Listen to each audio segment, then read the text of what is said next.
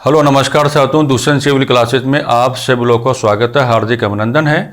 साथ ही साथ संकलन बैच के आलोक में भी आप सभी लोगों का स्वागत है, हार्दिक अभिनंदन है।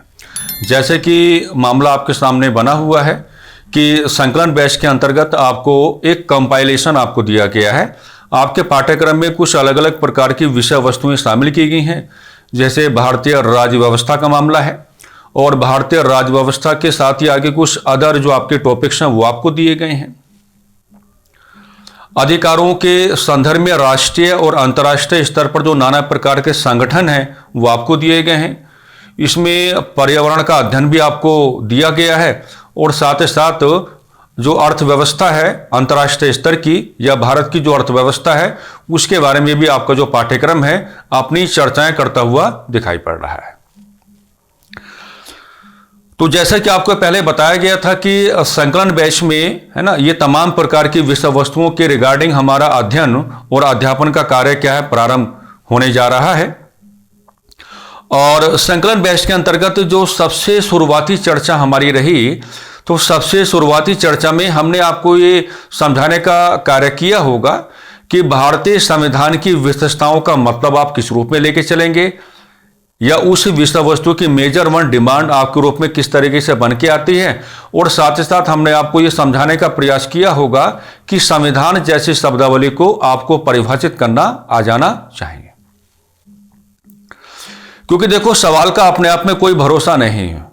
सवाल बिल्कुल ऐसे वो लिख करके छोड़ देगा, वो कहेगा कि संविधान है और नीचे 4 प्रकार के विकल्प आपको देने का बात करेगा। और जब 4 प्रकार के विकल्प आपको देने का बात करेगा तो उन विकल्पों में कुछ इस प्रकार के कैलकुलेशंस करके चलेगा, जो कैलकुलेशंस संविधान की परिभाषा के साथ क्या है अपना जुड़ाव लेकर के आएंगी। और आजकल देखो ऐसा हो रहा है, हम लगातार आपको डायरेक्शन देने का काम कर रहे हैं कि आजकल ऐसा हो रहा है कि चारों के चारों विकल्प जो हैं वो कई बार आंसर माने जाते हैं, चारों के चारों, लेकिन उसमें सबसे सटीक आंसर आपको देना पड़ेगा। तो सबसे सटीक आंसर का चुनाव करना आपको आ जाए, इस नाते संविधान को परिभाषित करना आपको सिखाया गया। मेरे प्यारे साथियों, जैसे कि आप लोग हमारा व्यवहार जानते हैं कि हम कभी भी जल्दबाजी करके नहीं चलते हैं और हमने वही काम किया जो आपकी डिमांड यहां पे बन के आ रही थी कि सबसे पहले आप क्या है संविधान जैसी शब्दावली को परिभाषित करना आप सीख ले, वो आपकी अनिवार्यता है, आवश्यकता नहीं। अगली चर्चाएं जो आपकी पहले होंगी, हम भारतीय संविधान की विशेषताओं पे बाद में जाएंगे। हम शुरुआत में अब हम क्या स्टार्ट करेंगे, आज सबसे पहले आप ये देखेंगे कि संविधान के प्रकार कैसे आपके सामने आते हैं। और संविधान के जो प्रकार आपके सामने आते हैं तो संविधान के प्रकारों की भी परिभाषाएं किस प्रकार से बनती हैं, और संविधान के जो प्रकार हैं जब आप उन पर अपने कैलकुलेशन लाने की बात करोगे तो आपकी कैलकुलेशन किस प्रकार से आ जानी चाहिए।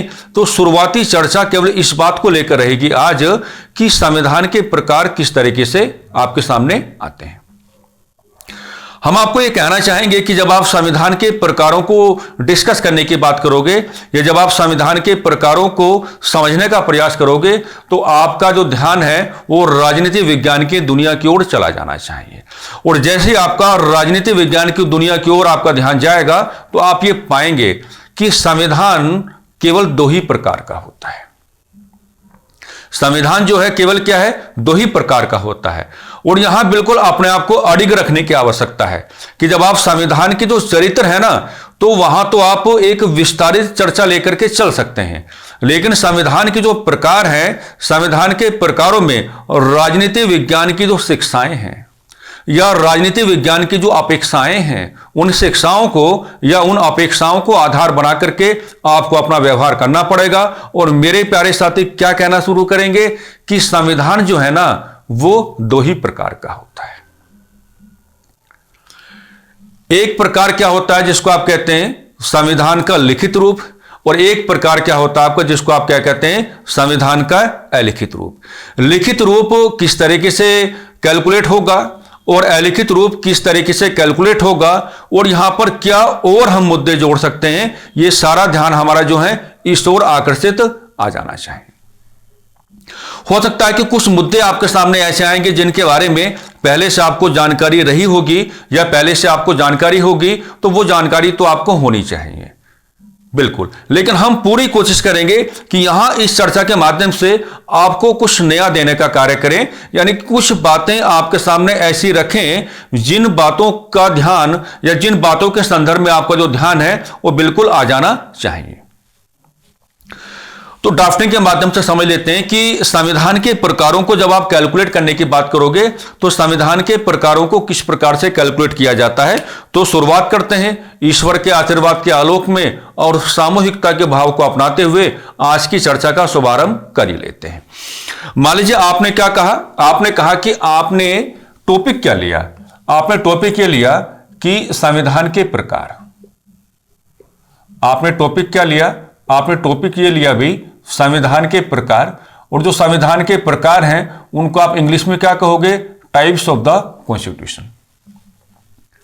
अब यहां तो मामला एकदम बिल्कुल सीधा है कि संविधान के प्रकार अगर आप दिखाने की बात करोगे तो संविधान के प्रकार जो आपके सामने आते हैं वो दो तरीके से आपके सामने आते हैं, दो प्रकार के संविधान आपको मिलेंगे। जनरली एक को आप क्या कहते हैं, लिखित संविधान कहते हैं। जनरली एक को आप क्या कहते हैं भाई, एक को आप लिखित संविधान कहते हैं। क्या कहते हैं, लिखित संविधान कहते हैं, लिखित संविधान आप कहते हैं।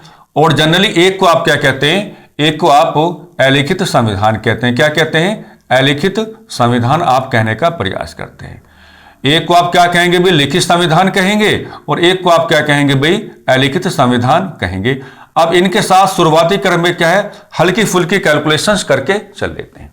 जैसे हल्की फुल्की कैलकुलेशन का मतलब क्या हो जाएगा, जैसे विश्व का पहला लिखित संविधान, विश्व का पहला लिखित संविधान, विश्व का पहला लिखित संविधान, ये होंगी आपकी हल्की फुल्की कैलकुलेशंस।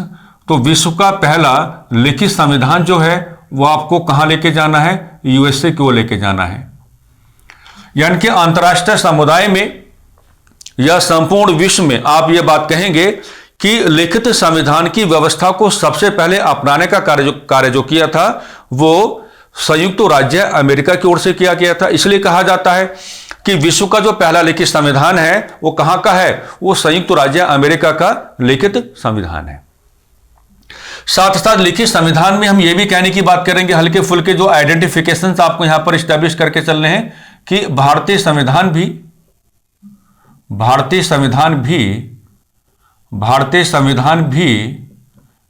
संविधान है। भारतीय संविधान भी लिखित संविधान है। ये कहेंगे भारतीय संविधान भी कैसा है भाई, भारतीय संविधान भी क्या है, लिखित संविधान है, लिखित संविधान है।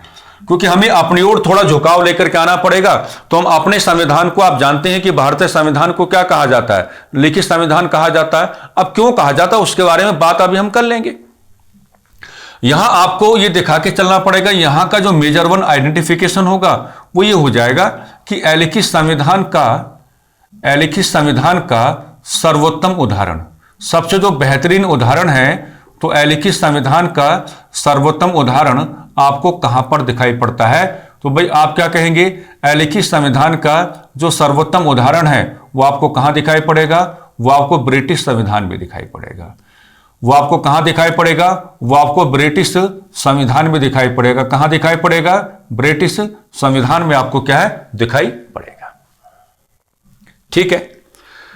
अब देखो इन दोनों के बीच आप थोड़े डिफरेंसेस क्रिएट करोगे, क्योंकि जब तक आप डिफरेंसेस क्रिएट नहीं करोगे, जब तक आप यहां पर अंतर नहीं दिखाओगे, तब तक इन दोनों को एक दूसरे से क्या है, अलग करना थोड़ा क्या हो जाएगा, मुश्किल हो जाएगा।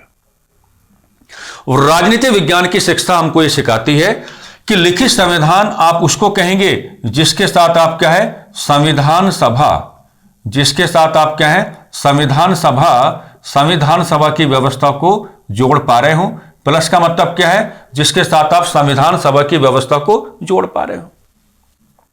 यानी कि कहने का भाव या कहने का मतलब यह हुआ कि अगर किसी संविधान को तैयार किया संविधान सभा ने, या अगर किसी संविधान को बनाया संविधान सभा ने, या अगर किसी संविधान को लिपिबद्ध किया संविधान सभा ने, तो ऐसे संविधान को आपको क्या कहना पड़ेगा?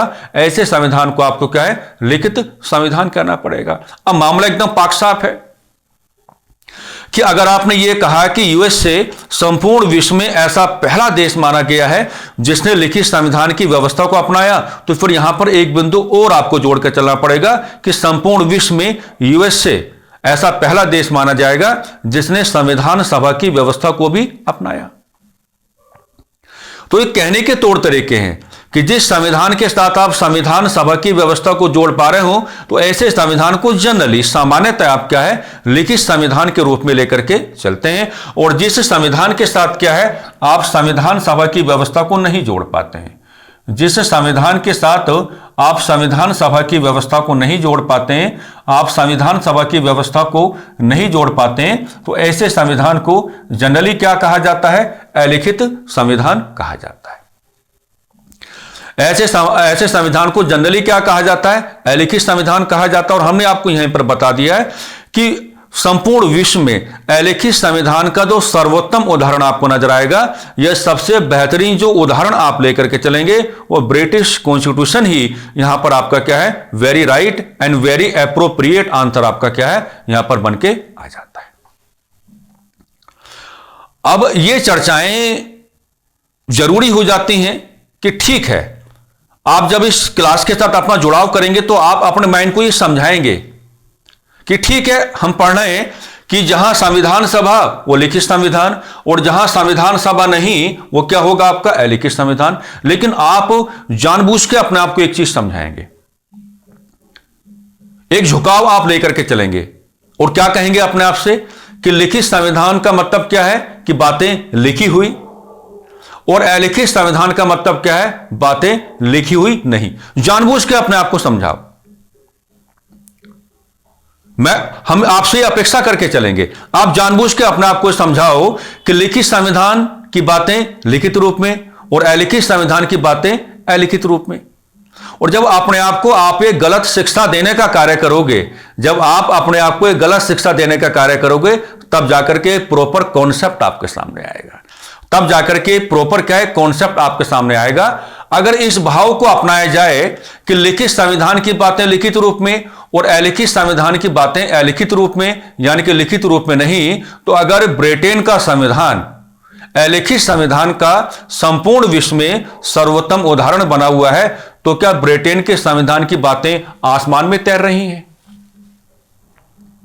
सोचो, तो क्या ब्रिटेन के संविधान की बातें आसमान में तैर रही हैं? अच्छा, आज हमको ऐसा कानून बनाना, उठा लो। आज हमको ऐसा कानून बनाना, उठा लो। आज हमको ऐसा कानून बनाना, उठा लो। तो फिर तो मतलब ये हुआ ना, फिर तो मतलब ये हुआ। तो यहां से प्रॉपर कॉन्सेप्ट क्या मिलेगा? आप आज के बाद यह कहना सीखेंगे कि लिखित संविधान की बातें भी लिखित रूप में हैं और अलिखित संविधान की बातें भी लिखित रूप में हैं। दोनों संविधानों के प्रावधान, दोनों संविधानों की व्यवस्थाएं, दोनों संविधानों की विषय वस्तुएं लिखित रूप में आपको मिलेंगी। आज के बाद आप यही कहना शुरू करेंगे, लिखित संविधान की बातें भी लिखित रूप में और अलिखित संविधान की बातें भी लिखित रूप में। लेकिन अंतर क्या है? ये जो डिफरेंस है ना, ये आपको हर जगह मिल जाएगा। लेकिन सटीक अंतर क्या है? सटीक अंतर यह है कि जो आपका लिखित संविधान होता है, लिखित संविधान जो है वो सिंगल डॉक्यूमेंट के माध्यम से आपके सामने आता है। लिखित संविधान जो है वो सिंगल डॉक्यूमेंट के माध्यम से आपके सामने आता है। कैसे आता है? सिंगल डॉक्यूमेंट के माध्यम से आपके सामने आता है, यानी कि एकल दस्तावेज के माध्यम से आपके सामने आता है। एकल दस्तावेज के माध्यम से, एकल दस्तावेज के माध्यम से आपके सामने आता है। ठीक है, लिखित संविधान सिंगल डॉक्यूमेंट के माध्यम से आपके सामने आता है। कैसे आता है? सिंगल डॉक्यूमेंट के माध्यम से आपके सामने आता है। या आप ऐसा भी कह सकते हैं कि लिखित संविधान जो अपना प्रस्तुतिकरण करता है वो सिंगल बुक के माध्यम से करता है। कैसे करता है? सिंगल बुक के माध्यम से करता है। जैसे भारतीय संविधान का नाम क्या हुआ? कॉन्स्टिट्यूशन ऑफ इंडिया हुआ। तो भारतीय संविधान जो है एक ही डॉक्यूमेंट में है, आप उसको बुक भी कह सकते हैं, एक ही डॉक्यूमेंट में है या एक ही किताब या एक ही बुक के माध्यम से क्या है आपके सामने आ रहा है। लेकिन मेरे प्यारे साथियों, जो आपका अलिखित संविधान होता है, बातें उसकी भी लिखी हुई हैं, लेकिन अलिखित संविधान जो है उसकी पहली कैलकुलेशन तो यह है कि अलिखित संविधान सिंगल डॉक्यूमेंट के माध्यम से आपके सामने नहीं आएगा। अलिखित संविधान जो है वो सिंगल डॉक्यूमेंट के माध्यम से आपके सामने नहीं आएगा, यानी कि अलिखित संविधान जो है वो एकल दस्तावेज के माध्यम से आपके सामने नहीं आएगा। एकल दस्तावेज के माध्यम से क्या है आपके सामने नहीं आएगा, यानी कि आप फिर वही कहेंगे कि सिंगल बुक के माध्यम से क्या है आपके सामने नहीं आएगा। सिंगल बुक के माध्यम से आपके सामने क्या है नहीं आएगा, क्योंकि हम हमेशा ये बातें करते आए हैं कि अगर आपको ब्रिटेन के संविधान को जानना है या अगर आपको ब्रिटेन के संविधान को समझना है तो ये विकल्प तो आपके पास है ही नहीं। बातें वहां के संविधान की भी क्या है लिखित रूप में है, लेकिन सिंगल डॉक्यूमेंट की फैसिलिटी आपको नहीं मिलेगी। सिंगल डॉक्यूमेंट की फैसिलिटी आपको नहीं मिलेगी। भाई क्या कहा हमने, सिंगल डॉक्यूमेंट की जो फैसिलिटी है वो आपको नहीं मिलने वाली है। अगर आप ब्रिटेन के संविधान को जानना चाहते हैं, समझना चाहते हैं, तो आपको ब्रिटेन के अंदर की जो लाइब्रेरीज हैं, आपको जो ब्रिटेन के अंदर की अलग अलग प्रकार की लाइब्रेरीज हैं वहां आपको जाना पड़ेगा। कोई बात इस किताब में लिखी है, कोई बात इस किताब में लिखी है, कोई बात इस किताब में लिखी है, कोई बात इस किताब में लिखी है, कोई बात उस किताब में लिखी है। और ये किताबें क्या हैं, ये किताबें वहां के समाज, संस्कृति, धर्म का प्रतिबिंब हैं। ये किताबें क्या हैं, वहां की राजनीतिक व्यवस्था का प्रतिबिंब है। ये किताबें क्या हैं, वहां की आर्थिक व्यवस्था का क्या है प्रतिबिंब है। यानी कि संविधान की बातें हैं तो लिखित रूप में, लेकिन सिंगल डॉक्यूमेंट की फैसिलिटी नहीं है। अगर आप ब्रिटेन के संविधान को जानना चाहते हैं या अगर आप ब्रिटेन के संविधान को समझना चाहते हैं तो फिर आपको अलग अलग प्रकार की जो लाइब्रेरीज हैं वहां पर आपको जाना होगा और अलग अलग प्रकार की जो बुक्स हैं, जो हम आपको बता रहे हैं कि कुछ ऐसी किताबें जो समाज, संस्कृति, धर्म का प्रतिबिंब है, राजनीतिक व्यवस्था का प्रतिबिंब है, आर्थिक व्यवहार या व्यवहारों का प्रतिबिंब है, उन किताबों के अंदर ब्रिटेन की संविधान की बातें मिलेंगी आपको। यानी कि कुल मिलाकर के यह हुआ कि ब्रिटेन के संविधान जो आपका अलिखित संविधान है, अलिखित संविधान के साथ सिंगल डॉक्यूमेंट की जो फैसिलिटी है यह तो आपको नहीं मिल पा रही है। इसका मतलब यह हुआ कि अलिखित संविधान जो है उसमें क्या मिलता है, उसमें बिखराव आपको मिलता है। उसमें आपको क्या मिलता है, उसमें आपको बिखराव आपको मिलता है। उसमें आपको क्या मिलता है, बिखराव आपको मिलता है। या जो प्रावधान है वो व्यवस्थित तौर पर नहीं मिलते। जो प्रावधान है वो कैसे नहीं मिलते हैं, जो प्रावधान है वो व्यवस्थित तौर पर नहीं मिलते, व्यवस्थित तौर पर नहीं मिलते। तो मैंने आपको यह समझाने का कार्य किया कि आप अगर संविधान के प्रकारों पर चर्चा करने की बात करेंगे तो लिखित और अलिखित संविधान के साथ आप संविधान सभा की कैलकुलेशन तो ये कहीं भी आपको मिल जाएगी, लेकिन अगर दोनों के बीच very scientific and very constitutional difference अगर आपको क्रिएट करके चलना है तो सिंगल डॉक्यूमेंट की फैसिलिटी आप लेकर के चलेंगे। यहां सिंगल डॉक्यूमेंट की फैसिलिटी मिलेगी, यहां सिंगल डॉक्यूमेंट की फैसिलिटी आपको नहीं मिलेगी। इसका मतलब यह हुआ जो बातें हमने आपको समझाई दी हैं कि अलिखित संविधान में बिखराव का धरातल आपको मिलता है और अलिखित संविधान जो है अपने ही प्रावधानों के संदर्भ में, अपनी ही विषय वस्तुओं के संदर्भ में या अपने ही मूल्यों के संदर्भ में कभी भी अपने आप को क्या है व्यवस्थित आधार नहीं दे पाता। ये वो शब्दावलियां हम आपके सामने रख रहे हैं जो अपने आप में क्या है परीक्षा उपयोगी है, जो आपकी अनिवार्यताएं क्या है यहां पर बनी हुई है। तो जैसे अगर कहीं भी आपको कल के दिन आप अध्यापक बनेंगे तो आप अपने विद्यार्थियों को पढ़ाने की बात करेंगे तो लिखित और अलिखित संविधान में जब आप डिफरेंसेस क्रिएट करने की बात करेंगे, क्या करेंगे, लिखित और अलिखित संविधान में जब आप लोग क्या है डिफरेंसेस क्रिएट करने की बात करेंगे तो आप संविधान सभा का जुड़ाव करें, लेकिन संविधान सभा का जुड़ाव करने के साथ साथ क्या है आप यह भी दिखाने का कार्य करेंगे कि एक के साथ सिंगल डॉक्यूमेंट की फैसिलिटी अपना जुड़ाव कर लेती है और दूसरे के साथ क्या है सिंगल डॉक्यूमेंट की जो आपकी फैसिलिटी है वो अपना जुड़ाव नहीं कर पाती है। यानी कि कुल मिलाकर के आपको यह कहने का मौका मिल गया है, कुल मिलाकर के आपको यह कहने का मौका मिल गया है कि जो आपका अलिखित संविधान है, अलिखित संविधान बिखराव लेकर के आता है। या अपने ही प्रावधानों के संदर्भ में अपने आप को क्या है व्यवस्थित तौर पर कैलकुलेट नहीं कर पाता है। अब एक मामला जो आपके परीक्षा में बहुत ज्यादा आया है, और देखो ये मामला परीक्षा में अगर नहीं भी आता, एक तो यह है कि परीक्षाओं में बहुत ज्यादा आया है तो ये मामला अपने आप ही क्या बन जाएगा, काफी ज्यादा महत्वपूर्ण बन के काम करेगा। और दूसरी बात यह है कि अगर हम ये ऐसा कहना शुरू कर दें कि मान लीजिए परीक्षा में ना आया होता तो हमको इसकी कैलकुलेशन करके चलनी चाहिए। कोई बात नहीं, आप हमारे सामने तो है नहीं, लेकिन जब आप चर्चा के साथ अपना जुड़ाव करके चलेंगे तो संभवतः आप हमारे सामने होंगे ही। हम आपसे यह पूछना चाहते हैं कि आपके दृष्टिकोणों में, आपके विचारों में, या आपका जो संवैधानिक ज्ञान है या आपकी जो संवैधानिक समझ है, उसमें लिखित संविधान अच्छा है या अलिखित संविधान अच्छा है। तो देखो, आप ऐसा व्यवहार करने का कार्य करेंगे कि आप लिखित संविधान की भी प्रशंसा करेंगे और आप लोग अलिखित संविधान की भी प्रशंसा करेंगे, यानी कि दोनों के मध्य आपको प्रतिस्पर्धा का धरातल जोड़ के नहीं दिखाना है। अपने आप को यह समझाना है कि अगर लिखित और अलिखित संविधान को आधार बना करके हमें यह बताना हो कि भाई लिखित संविधान ज्यादा अच्छा है या अलिखित संविधान ज्यादा अच्छा है, तो आप दोनों के मध्य क्या है प्रतिस्पर्धा का धरातल ना जोड़ें और दोनों की ही प्रशंसा करने का कार्य करेंगे और दोनों ही संविधानों को क्या है अच्छा मान के चलेंगे। हम ऐसा व्यवहार क्यों कर रहे हैं? हम ऐसा व्यवहार इस नाते कर रहे हैं क्योंकि हुआ क्या उस समय कि संविधान के प्रकार तो आपने दिखा दिए। अब संविधान का एक प्रकार आपको क्या मिला? आपने कहा कि एक प्रकार क्या होता है, लिखित संविधान होता है, और आपने कहा कि संविधान का एक दूसरा प्रकार क्या होता है, अलिखित संविधान होता है। क्या होता है? अलिखित संविधान होता है। क्या होता है? अलिखित संविधान होता है।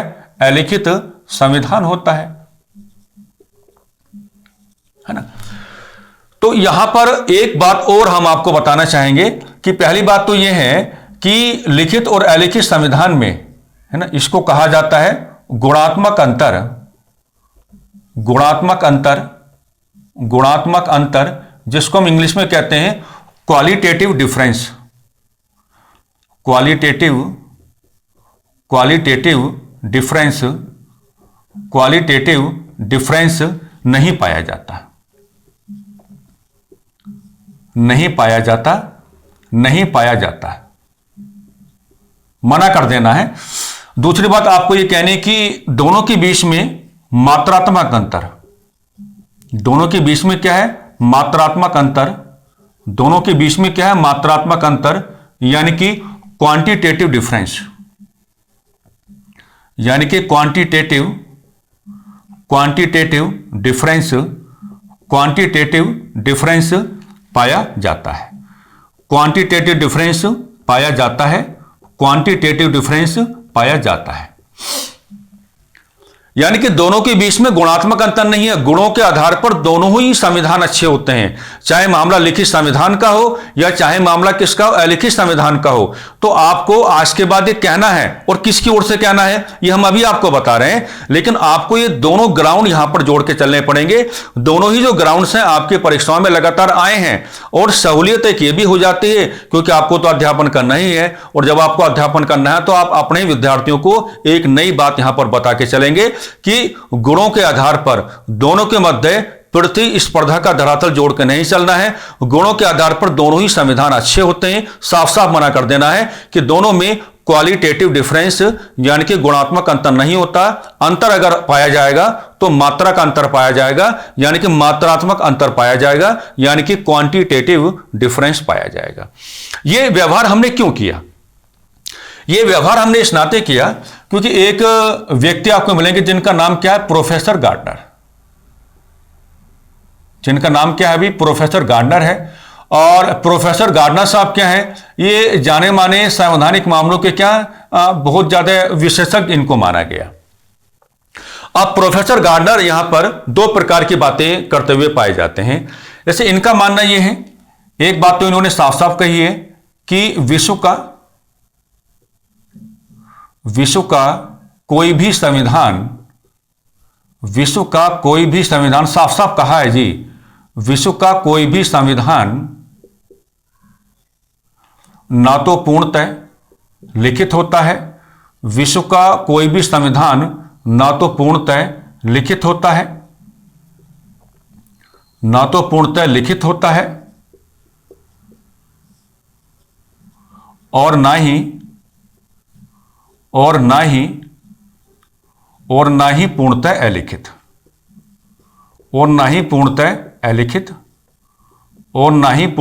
अलिखित, ये इनका बड़ा ही फेमस कोटेशन है।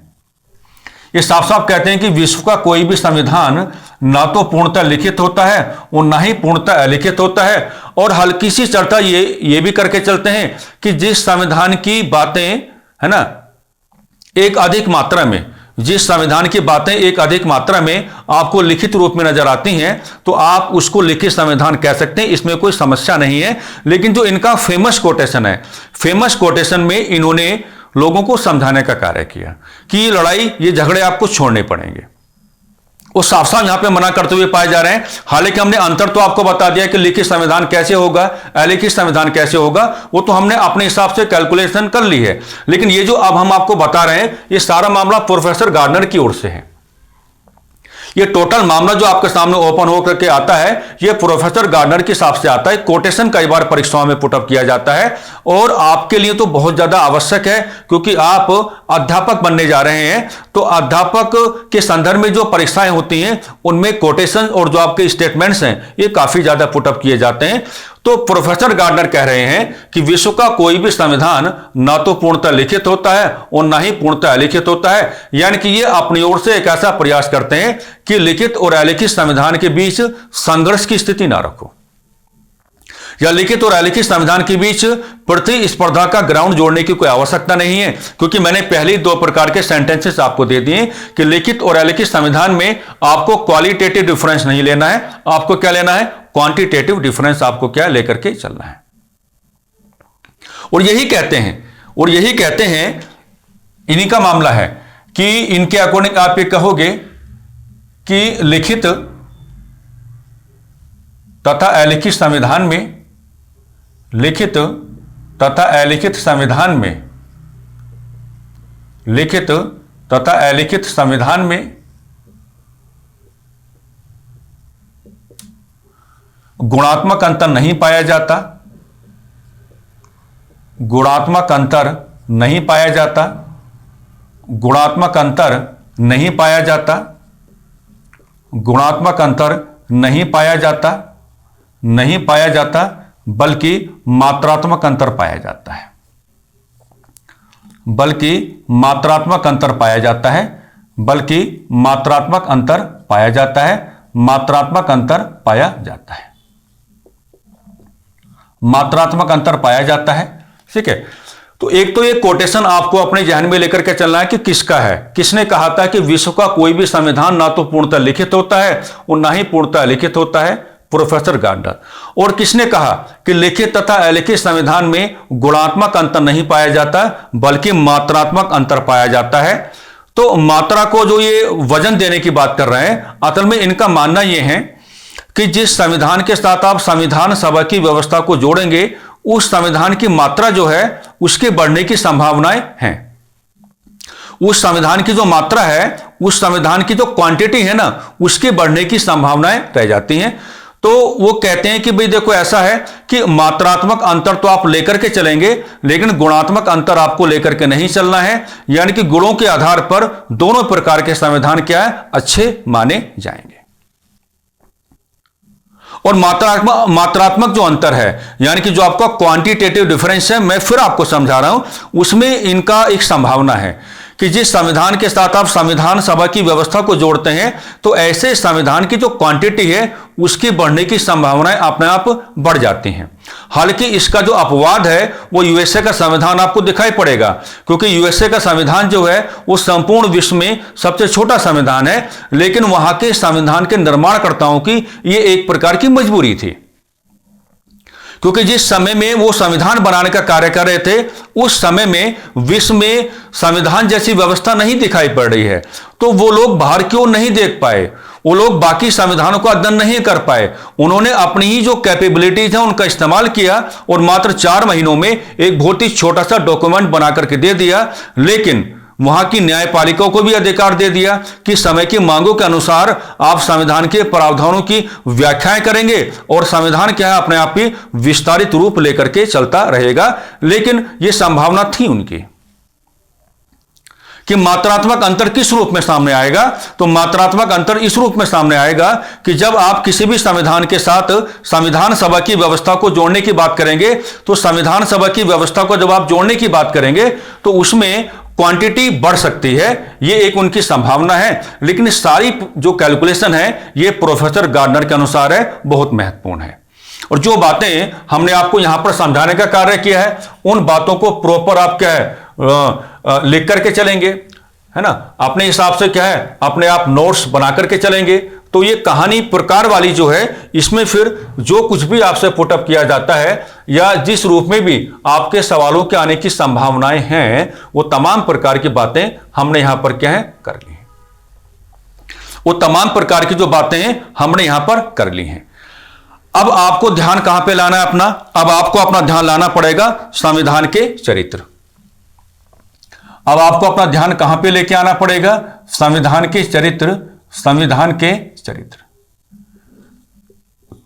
संविधान के चरित्र। तो देखो, हम जो संविधान के चरित्र दिखाते हैं, वो संविधान के चरित्र हम दिखाते हैं 6 प्रकार के। संविधान के जो चरित्र हैं उनको 6 प्रकार से आप क्या कैलकुलेट कर सकते हैं, या 6 प्रकार के आपको क्या है संविधान के चरित्र लेकर के चलने पड़ेंगे। यहां खुल के व्यवहार करो, यहां हम आपको बांधने की कोई कोशिश नहीं करेंगे, क्योंकि यहां खुल के व्यवहार करना क्या है बनता भी है। यहां खुल के व्यवहार करना क्या बनता भी है। संविधान अपने चरित्र में कैसा कैसा हो सकता है? तो संविधान अपने चरित्र में कैसा कैसा हो सकता है? लचीला हो सकता है, यानी कि फ्लेक्सिबल हो सकता है। लचीला हो सकता है यानी कि कैसा हो सकता है? फ्लेक्सिबल हो सकता है। संविधान अपने चरित्र में कैसा हो सकता है? कठोर हो सकता है। कैसा हो सकता है भाई? कठोर हो सकता है, यानी कि कैसा हो सकता है? रिजिड हो सकता है। कठोर हो सकता है, कैसा हो सकता है? रिजिड हो सकता है। संविधान अपने चरित्र में क्या है? कठोर, कठोर तथा लचीले का, कठोर तथा लचीलेपन का, लचीलेपन का मिश्रित रूप हो सकता है। कैसा हो सकता है? मिश्रित रूप हो सकता है, मिश्रित रूप हो सकता है। इसको इंग्लिश में कहते हैं a blend of flexibility, a blend of flexibility, a blend of flexibility and rigidness, and rigidness, rigidness. Okay. संविधान अपने चरित्र में कैसा हो सकता है भाई? संविधान अपने चरित्र में कैसा हो सकता है? तो संविधान अपने चरित्र में कैसा हो सकता है? आप कहेंगे नंबर 4 पे एकात्मक हो सकता है। संविधान अपने चरित्र में एकात्मक हो सकता है, यानी कि संविधान अपने चरित्र में कैसा हो सकता है? इसको कहते हैं यूनिटरी। संविधान अपने चरित्र में एकात्मक यानी कि यूनिटरी हो सकता है। संविधान अपने चरित्र में कैसा है? संघात्मक हो सकता है। संविधान अपने चरित्र में कैसा हो सकता है? संघात्मक हो सकता है, यानी कि कैसा हो सकता है? फेडरल हो सकता है। कैसा हो सकता है? फेडरल हो सकता है। और मेरे प्यारे साथियों, संविधान अपने चरित्र में क्या है? एकात्मक, एकात्मक तथा संघात्मक का, एकात्मक तथा संघात्मक का, एकात्मक तथा संघात्मक का मिश्रित रूप हो सकता है। एकात्मक तथा संघात्मक का मिश्रित रूप हो सकता है। कैसा हो सकता है? मिश्रित रूप हो सकता है, मिश्रित रूप हो सकता है। जिसको आप इंग्लिश में क्या कहते हैं? जिसको आप इंग्लिश में कहते हैं कि a blend of unitary, a blend of unitary and federal. तो संविधान के जब चरित्र आप दिखाने की बात करेंगे, तो संविधान के चरित्र को दिखाए जाने के संदर्भ में हम आपको बिल्कुल भी ये नहीं कहेंगे कि आप बहुत सीमित व्यवहार करें। आप दिखाएं कि संविधान के चरित्र 6 प्रकार से आपके सामने आ जाते हैं। वो अपने चरित्र में लचीला भी हो सकता है, वो अपने चरित्र में कठोर भी हो सकता है, वो अपने चरित्र में कठोर तथा लचीलेपन का मिश्रित रूप भी हो सकता है, वो अपने चरित्र में एकात्मक भी हो सकता है, वो अपने चरित्र में संघात्मक भी हो सकता है, और वो अपने चरित्र में क्या है, एकात्मक तथा संघात्मक का मिश्रित रूप भी हो सकता है। तो इस तरीके से क्या है, इस तरीके से आपको ये पूरा जो टॉपिक हम बनाएंगे और इसको हम क्या है, दो पार्ट में डिवाइड करके चलेंगे। इसका एक पार्ट तो आज ही आपके सामने आ जाएगा, और इसका एक पार्ट जो इधर मैंने बनाया था, जो इधर बनाया था, इसकी कैलकुलेशन काफी लेंथी हो जाती है। तो ये क्या है, ये थोड़ा अलग तरीके से क्या है आपके सामने आएगा, ये थोड़ा अलग तरीके से क्या आपके सामने आएगा। अब आपको देखिए क्या समझाना है, बहुत ही प्यार से, बहुत ही ठहराव के साथ आप चीजों को लेकर के चलेंगे। कि मान लीजिए अगर आपने कहा कि संविधान का चरित्र, अगर आपने क्या कहा, संविधान का चरित्र, संविधान का चरित्र, कोई बात नहीं भाई। अब संविधान का चरित्र जो आपने कहा, तो संविधान अपने चरित्र में कैसा हो सकता है, लचीला हो सकता है। कैसा हो सकता है, लचीला हो सकता है। संविधान अपने चरित्र में कैसा हो सकता है, संविधान अपने चरित्र में कैसा हो सकता है, कठोर हो सकता है। कैसा हो सकता है, कठोर हो सकता है। और संविधान अपने चरित्र में मेरे प्यारे साथियों कैसा हो सकता है, कठोर तथा लचीले का मिश्रित रूप। कठोर तथा लचीले का, कठोर तथा लचीले का मिश्रित रूप, कठोर तथा लचीले का मिश्रित रूप, मिश्रित रूप। ओके। अब सबसे पहले आपको यहां पर क्या सीखना है, सबसे पहले आपको यहां पर ये सीखना है, इसके दो व्यवहार हम करेंगे। पहले तो आसान आसान शब्दावलियां आपके सामने रखेंगे, फिर परीक्षा उपयोगी शब्दावलियां आपके सामने रख देंगे, है ना। संविधान अगर अपने चरित्र में तीन प्रकार से आपके सामने आएगा, वो हो सकता है कि लचीला हो सकता है कठोर हो सकता है कि कठोर तथा लचीले का मिश्रित रूप हो। तो अगर संविधान के चरित्र को आप इस प्रकार से निर्धारित करने की बात करेंगे, तो निर्धारण के कारक क्या होंगे, निर्धारण का कारक क्या होगा, निर्धारण का कारक क्या होगा। कोई अगर आपसे पूछे कि अगर संविधान को आपने लचीला, आप चेक करेंगे संविधान लचीला है तो कैसे है, संविधान कठोर है तो कैसे है, या संविधान कठोर तथा लचीले का मिश्रित रूप है तो कैसे है। तो एक आपको इन्वेस्टिगेशन करना पड़ेगा, और जो आपको इन्वेस्टिगेशन करके चलना पड़ेगा उसको हम कहेंगे कि निर्धारण का कारक क्या होगा, है ना। जब आप इसको डिटरमाइन करने की बात करेंगे, तो जो आपका वेरी इंपॉर्टेंट फैक्टर होगा वो क्या होगा, तो मेरे प्यारे साथी क्या कहेंगे, निर्धारण का कारक जो होगा वो होगा संविधान में संशोधन करने का तरीका। वो क्या होगा, वो होगा संविधान में संशोधन करने का तरीका। संविधान में संशोधन करने का तरीका, संशोधन मतलब अमेंडमेंट, संशोधन मतलब अमेंडमेंट, यानी कि संविधान में संशोधन करने का तरीका। बस ये बता देना, सामने वालों को आंसर अपने आप ही क्या है, मिल जाएगा, कोई समस्या वाली बात यहां पे नहीं रहेगी। तो निर्धारण का जो मेन कारक होगा क्या होगा, उसमें आप कहेंगे कि संविधान में संशोधन करने का तरीका, संविधान में संशोधन करने का तरीका। अब कुछ हल्की हल्की बातें करते हैं, जैसे लचीले संविधान का सर्वोत्तम उदाहरण, लचीले संविधान का सर्वोत्तम उदाहरण, लचीले संविधान का सर्वोत्तम उदाहरण, सर्वोत्तम उदाहरण। तो आप क्या कहेंगे, ब्रिटेन का संविधान। संपूर्ण विश्व में ब्रिटेन का संविधान, क्या कहेंगे, ब्रिटेन का संविधान कहेंगे, ब्रिटेन का संविधान कहेंगे, ठीक है। अच्छा, आप ये कहेंगे कि संविधान अगर लचीला है तो इसमें एक आसान भाषा का प्रयोग करो। तो आसान भाषा का प्रयोग कैसे करेंगे कि संशोधन करना, संशोधन करना, संशोधन करना काफी आसान, संशोधन करना काफी आसान, संशोधन करना काफी आसान, संशोधन करना काफी आसान। क्योंकि आप लोग जानते हैं कि ब्रिटेन में जो है वो संविधान की सर्वोच्चता नहीं पाई जाती है, बल्कि ब्रिटेन में क्या है, संसद की सर्वोच्चता पाई जाती है। और अगर ब्रिटेन में संसद की सर्वोच्चता पाई जाती है, तो आप ये बता करके भी चलते हैं कि संपूर्ण विश्व में most empowered and most powerful जो पार्लियामेंट है वो किसके पास है, ब्रिटेन के पास है। ब्रिटेन की पार्लियामेंट के बारे में कोटेशन आता है कि निम्न में से किसी देश की संसद के बारे में कहा गया है या कहा जाता है कि वो महिला को पुरुष तथा पुरुष को महिला बनाने के अलावा सब कुछ कर सकती है। आंसर क्या होता है? ब्रिटेन की संसद होता है। ब्रिटेन का संविधान ऐसा व्यवहार करेगा जैसी वहां की संसद करवाना चाहती है, यानी कि ब्रिटेन के संविधान को संशोधन करना बहुत ज्यादा आसान है, क्योंकि वहां सुप्रीमेसी ऑफ द पार्लियामेंट है। संविधान के ऊपर भी कौन है? वहां की पार्लियामेंट है। तो आसान भाषा क्या है कि संविधान को संशोधन करना क्या है, ब्रिटेन के संविधान को संशोधन करना क्या है? काफी ज्यादा आसान है, काफी ज्यादा आसान है। लेकिन काफी आसान को अगर आप परीक्षा उपयोगी शब्दावली का प्रयोग करोगे, अगर आप परीक्षा उपयोगी, है ना, परीक्षा उपयोगी, अगर आप परीक्षा उपयोगी शब्दावली का प्रयोग करके चलोगे तो भाई परीक्षा उपयोगी शब्दावली क्या बनेगी, है ना, उसको आप क्या कहेंगे? साधारण बहुमत कहेंगे। हम बहुमत पढ़ा देंगे आपको, उसको आप क्या कहेंगे? साधारण बहुमत कहेंगे, साधारण बहुमत कहेंगे। भारतीय संविधान की विशेषताओं के साथ ही इस चीज को हम कैलकुलेट कर लेंगे कि भारतीय संविधान में कितने प्रकार के बहुमत पाए जाते हैं। चिंता बिल्कुल ना करें। इसको हम कहते हैं इंग्लिश में सिंपल मेजोरिटी। इसको इंग्लिश में क्या कहा जाता है? सिंपल मेजोरिटी कहा जाता है, यानी कि सिंपल मेजोरिटी कहा जाता है। तो परीक्षा उपयोगी शब्दावली आपकी ये बनेगी, यानी कि जिस संविधान को हम केवल साधारण बहुमत के आधार पर क्या है? संशोधित कर पाए, तो साधारण बहुमत के आधार पर जब हम संशोधित करने की बात करेंगे तो संशोधन करने का आसान तरीका माना जाएगा।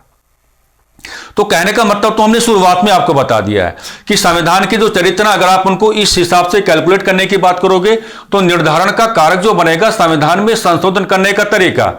अगर यहां पर आपने लचीले संविधान के संदर्भ में सर्वोत्तम उदाहरण ब्रिटेन का संविधान आपने माना है, तो आप ये कह करके चलेंगे कि ब्रिटेन के संविधान के समक्ष वहां की संसद की सर्वोच्चता आ जाती है। एक बात तो यह है ही, साथ ही साथ वहां के संविधान को संशोधन करना काफी आसान को परीक्षा उपयोगी में शब्दावली में कैसे कन्वर्ट करेंगे कि वहां जब आप वहां के संविधान को संशोधित करने की बात करेंगे तो संशोधन किस बहुमत के आधार पर किया जाता है? साधारण बहुमत के आधार पर किया जाता है। बहुमत का सबसे आसान तरीका क्या होता है? साधारण बहुमत होता है। तो यह बनेगी आपकी परीक्षा उपयोगी शब्दावली। अब जैसे मान लीजिए आपने क्या कहा? आपने कहा कठोर संविधान।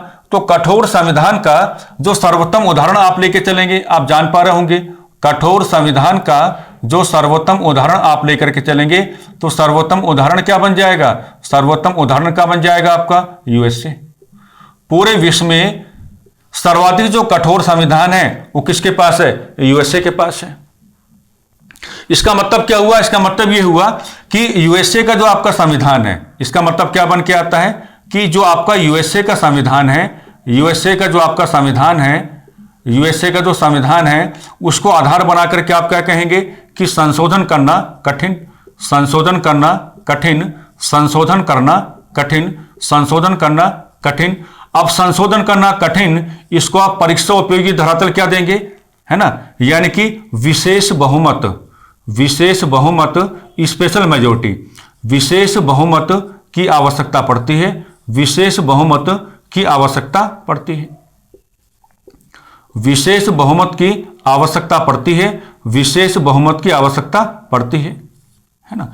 भाई हमारे यहां क्या है? हमारे यहां जैसे आप बहुमत को जब कैलकुलेट करने की बात करते हैं तो हमारे यहां 2/3 का मतलब क्या लिया जाता है? विशेष बहुमत से लिया जाता है। और हमारे यहां जो विशेष बहुमत है एक प्रकार का नहीं है, अलग अलग प्रकारों के माध्यम से आपके सामने आता है। और यूएसए के लोग 2/3 का इस्तेमाल नहीं करते हैं, अरे वो तो 3/4 का इस्तेमाल करते हैं। तो ये आप कहेंगे कि सबसे कठोर संविधान जो है इसका जो सर्वोत्तम उदाहरण आपको मिलेगा और यूएसए के संविधान में मिलेगा, यानी कि यूएसए के संविधान को संशोधन करना कठिन। अगर यूएसए के संविधान से आप न्यायपालिका की सर्वोच्चता को छीन लो ना, तो यूएसए का संविधान अपने आप ही क्या बन जाएगा? नॉन प्रोग्रेसिव बन जाएगा। क्योंकि आपको हर मामले में जब संशोधन करने होंगे तो आपको स्पेशल मेजोरिटी की नीड होगी, जिसे जुटाना अपने आप में ही क्या है? एक टिपिकल टास्क मिल जाएगा। अच्छा क्या वहां के संविधान के निर्माणकर्ताओं ने कि अपने ही संविधान के समक्ष न्यायपालिका की सर्वोच्चता देने का कार्य किया, और न्यायपालिका अपनी सर्वोच्चता का प्रयोग करती है, संविधान के प्रावधानों की व्याख्याएं करती है और वहां के संविधान को विस्तारित रूप लगातार क्या है? देने का कार्य करती है। लेकिन ये तो आपको यहां व्यवहार करके चलना पड़ेगा। अब कठोर तथा लचीले का जो मिश्रित रूप है, इसका सर्वोत्तम उदाहरण तो भाई है ना, अरे भारतीय किसी से कम थोड़ी ना है, हम लोग किसी से कम नहीं है। वह हमारी कमी एक ये है कि हमें एकता का अभाव है बस। सर्वोत्तम उदाहरण किसके पास है? भारत के संविधान के पास है। सर्वोत्तम उदाहरण किसके पास है? भारत के संविधान के पास है। सर्वोत्तम उदाहरण किसके पास है? भारत के संविधान के पास है। और भारत के संविधान के पास सर्वोत्तम उदाहरण कैसे है? क्योंकि जब आप भारतीय संविधान को कैलकुलेट करने की बात करेंगे और जब आप ये समझाने की बात करेंगे अपने आप को कि भारतीय संविधान में कितने प्रकार से संशोधन किया जा सकता है, तो भारतीय संविधान में जो है वो संशोधन करने के दो तरीके हैं। संशोधन करने के दो तरीके आपको मिलेंगे। संशोधन करने के दो तरीके आपको मिलेंगे, है ना। एक मिलेगा आपको आर्टिकल 368। हालांकि 368 में भी क्या है, दो प्रकार के तरीके हैं, या इसको ऐसे ले लेंगे कि पूरा ही बना लेते हैं कि संशोधन करने के क्या है, तीन तरीके ले लेते हैं, है ना। क्योंकि भारतीय संविधान के अनुच्छेद 368 के अकॉर्डिंग जो है दो तरीके तो आपको यहां मिलेंगे। दो तरीके तो आपको क्या मिलेंगे, 368 में मिलेंगे। लेकिन 368 के लिए आपको क्या चाहिए होगा, आपको विशेष बहुमत चाहिए होगा। 368 के लिए आपको क्या चाहिए होगा, आपको विशेष बहुमत चाहिए होगा, विशेष बहुमत चाहिए होगा। और एक तरीका आपको कहां मिलेगा, एक तरीका आपको क्या मिलेगा, आर्टिकल 3 में आपको मिलेगा। एक तरीका कहां मिलेगा, आपको आर्टिकल 3 में मिलेगा। यहां क्या जोड़ के चलेंगे, एक तरीका। तो एक तरीका जो है वो आर्टिकल 3 में है, दो तरीके क्या मिलते हैं, आर्टिकल 368 पे आपको मिलते हैं। तो भारतीय संविधान को संशोधित किए जाने के संदर्भ में आपको कुल मिलाकर के तीन प्रकार के तरीके आपको मिल रहे हैं। लेकिन अगर आप आर्टिकल 368 के अकॉर्डिंग मूव ऑन करने की बात करोगे तो यहां आपको स्पेशल मेजोरिटी चाहिए होगी। यहां पर आपको क्या, विशेष बहुमत की आवश्यकता पड़ेगी। लेकिन आर्टिकल 3 के अकॉर्डिंग आप जब संशोधन करने की बात करेंगे तो यहां पर आपको क्या है, साधारण बहुमत यानी कि सिंपल मेजोरिटी की आवश्यकता पड़ेगी। यहां पर आपको साधारण बहुमत यानी कि सिंपल मेजोरिटी की आपको यहां पर क्या आवश्यकता पड़ती है। क्योंकि भारतीय संविधान को संशोधित किए जाने के संदर्भ में हमको विशेष बहुमत की आवश्यकता भी पड़ती है। क्योंकि भारतीय संविधान को संशोधित किए जाने के संदर्भ में हमें साधारण बहुमत की आवश्यकता भी पड़ती है। इसी नाते भारतीय संविधान के चरित्र को जब इस तरीके से आप लोग कैलकुलेट करने की बात करेंगे तो भारतीय संविधान के चरित्र को ना तो संपूर्ण तौर पर आप क्या कहेंगे, लचीला कहेंगे, ना ही संपूर्ण तौर पर आप क्या कहेंगे, कठोर कहेंगे। सटीक जो विश्लेषण होगा चरित्र का वो क्या बनेगा, कठोर तथा लचीले का मिश्रित रूप। क्योंकि भारतीय संविधान को संशोधित किए जाने के संदर्भ में तीन प्रकार के जो तरीके व्यवहार आपके सामने आते हैं उनमें आपको विशेष बहुमत की आवश्यकता भी पड़ रही है यहां पर 368 में, और यहां पर आपको साधारण बहुमत की आवश्यकता भी पड़ रही है। यानी कि दोनों प्रकार के जो बहुमत हैं आपको दोनों प्रकार के बहुमत लेकर के चलने पड़ते हैं। इसलिए कहा जाता है कि लचीले और कठोर का मिक्स फॉर्मेशन आपको कहां मिलेगा, तो लचीले और कठोर का मिक्स फॉर्मेशन आपको कहां मिलेगा, यह भारत के संविधान में मिलेगा। और रिगार्डिंग दिस भारत का संविधान जो है वो संपूर्ण विश्व में क्या है, सर्वोत्तम उदाहरण प्रस्तुत कर रहा है। लेकिन हम आपको सावधान करेंगे अगर वो ये कह दे कि भारतीय संविधान के संदर्भ में निम्न कथनों पर विचार करें। नंबर 1, भारतीय संविधान संपूर्ण तौर पर कठोर है। नंबर 2, भारतीय संविधान संपूर्ण तौर पर लचीला है। नंबर 3, भारतीय संविधान कठोर और लचीले का मिश्रित रूप है। तो यहां प्राथमिकता में क्या आएगा, नंबर 3 वाला आएगा। यानी कि हम पूरा सावधान आपको करके चल रहे हैं। भारतीय संविधान के चरित्र का अगर इस प्रकार से आप विश्लेषण करके चलेंगे तो आपको इस सावधानी लेकर के चलनी पड़ेगी। संपूर्ण तौर पर लचीला नहीं कहेंगे, संपूर्ण तौर पर कठोर नहीं कहेंगे, बल्कि यह पैटर्न आप अपनाएंगे और कंक्लूजन क्या देंगे अपनी चर्चा को कि कठोर तथा लचीले का क्या है, मिश्रित रूप है। तो इस तरीके से आपको व्यवहार करके चलना है ना। अब 3 तरीके और आपके बचते हैं। जैसे संविधान का चरित्र एकात्मक है तो इसका मतलब क्या होता है, या संविधान का चरित्र संघात्मक है तो इसका मतलब क्या होता है, या संविधान का चरित्र एकात्मक तथा संघात्मक का मिश्रित रूप है। तो इसका मतलब क्या है? और जब उस आधार पर आप विश्लेषण करने की बात करोगे तो भारतीय संविधान के चरित्र को आपको किस रूप में लेकर के चलना पड़ेगा, ये तमाम प्रकार की जो बातें हैं हम अगली चर्चा में क्या है डिस्कस करके चलने वाले हैं। तो आज हमने दो चीजें देखी, एक तो संविधान के प्रकार हमने सीख लिए हैं और साथ ही साथ कठोर तथा लचीलापन जो है, इस प्रकार की जो आपकी शब्दावलियां आती हैं, इस प्रकार की शब्दावलियों को आधार बना करके हम भारतीय संविधान के चरित्र का सटीक विश्लेषण किस प्रकार से करके चलेंगे। तो वो तमाम प्रकार के तौर तरीके क्या हैं हमने आपको यहां पर बना दिए हैं, ये आपके सामने क्या है आ चुके हैं। ठीक है, तो संकलन बैच की यात्रा भी उतनी ही पवित्र रहेगी जितनी पवित्र यात्रा किसकी है, सूर्यकिरण की है, अभिजय बैच की है। आप लगातार कक्षाओं के साथ अपना जुड़ाव करके चलेंगे, व्यवस्थित तौर पर आप अपना नोट्स बनाएंगे और अपने मन को पूरा ये समझा करके चलेंगे कि यात्रा बिल्कुल कंप्लीट होगी, व्यवस्थित होगी, है ना। कक्षाओं में किसी प्रकार का कोई व्यवधान, कक्षाओं में किसी भी प्रकार की कोई रुकावट आपको देखने को नहीं मिलेगी, है ना। देखो, हमें किसी के साथ कोई प्रतिस्पर्धा नहीं करनी है, हम केवल अपना काम करना चाहते हैं और काम अपने विद्यार्थियों के संदर्भ में करना चाहते हैं। जो सहूलियत हम आपको दे सकते हैं वो तमाम प्रकार की जो सहूलियत है हम आपको दे करके चलेंगे, लेकिन हमारा व्यवहार ऐसा हो जाता है कि हम किसी प्रकार की कोई कंजूसी नहीं कर सकते। ये हमने कक्षाओं में भी कई बार बोला होगा विद्यार्थियों को कि हमसे नहीं होता, हम किसी चीज को छिपा नहीं सकते। हमें जो जानकारियां हमारे पास हैं, हम उन तमाम प्रकार की जानकारियों को एक पब्लिक एक्सपोजर देना चाहते हैं।